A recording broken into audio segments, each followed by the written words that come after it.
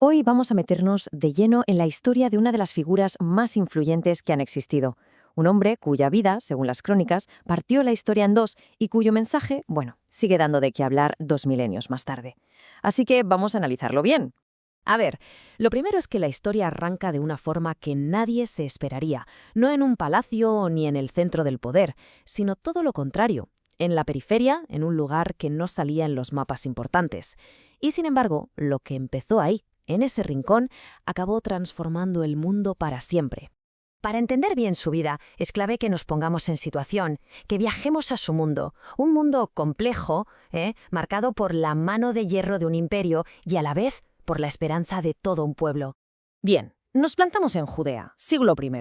El gran imperio romano, con el mismísimo César Augusto al mando, lo controla todo.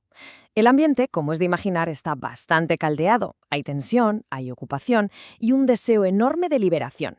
Y justo ahí, en medio de todo ese lío, nace Jesús en un pueblecito llamado Belén.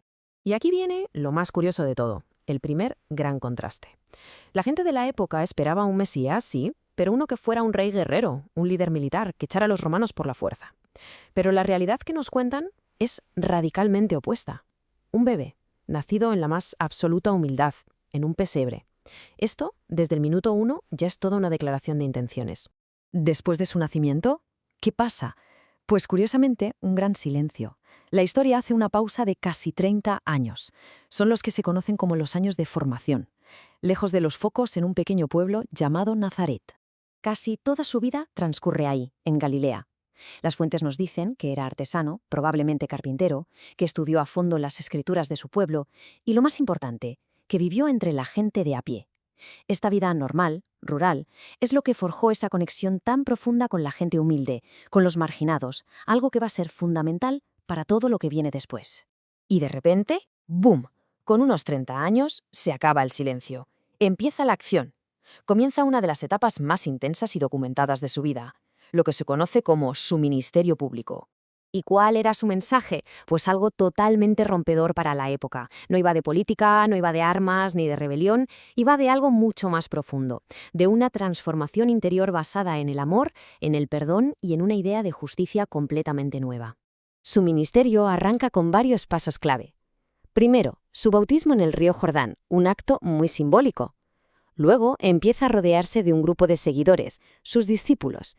Pero ojo, no elige a la élite, sino a gente corriente como pescadores. Empieza a predicar y cada vez le sigue más y más gente. Y claro, su fama crece como la espuma por los milagros y las curaciones que se le atribuyen. Pero más allá de estos actos que podríamos llamar extraordinarios, lo que de verdad definía sus acciones era la compasión, una empatía brutal. Se acercaba a la gente que la sociedad de entonces apartaba, los enfermos, los pobres, los que no contaban para nadie. Sus hechos eran, en esencia, su mensaje puesto en práctica. Claro, tanta popularidad y un mensaje tan diferente, pues empieza a molestar mucho a los que tenían el poder. El choque era inevitable, y todo va a estallar en el centro neurálgico, en la ciudad más importante, Jerusalén. En apenas una semana, todo se precipita, es un torbellino de acontecimientos. Entra en Jerusalén y la gente lo aclama, celebra esa famosa última cena con sus discípulos, y poco después lo arrestan.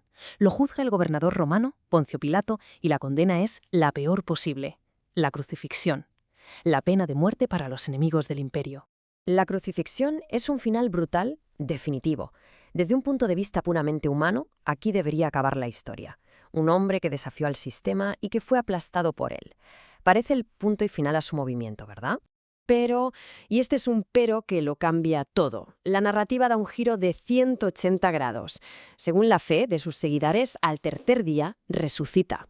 Es de hecho, la victoria sobre la muerte se convierte en la piedra angular, en el cimiento sobre el que se va a construir todo su legado. Y es que, desde ese instante, la historia de Jesús de Nazaret ya no va sobre una sola persona. Se convierte en un movimiento imparable, uno que se va a expandir por todo el mundo conocido y más allá. Si tuviéramos que resumir la esencia de su legado, esa que ha sobrevivido 20 siglos, podríamos hablar de estos pilares. La fe, por supuesto, la idea de una transformación personal, de un cambio interior. La práctica del perdón llevada al extremo, y una búsqueda de justicia que siempre pone el foco en los más vulnerables. Y así llegamos a la paradoja final, ¿no? Cómo un predicador de una provincia remota y bastante conflictiva del Imperio Romano acaba siendo la chispa de una de las religiones más grandes del planeta. Un movimiento que ha influido en imperios, que ha inspirado arte, que ha definido la moral de culturas enteras.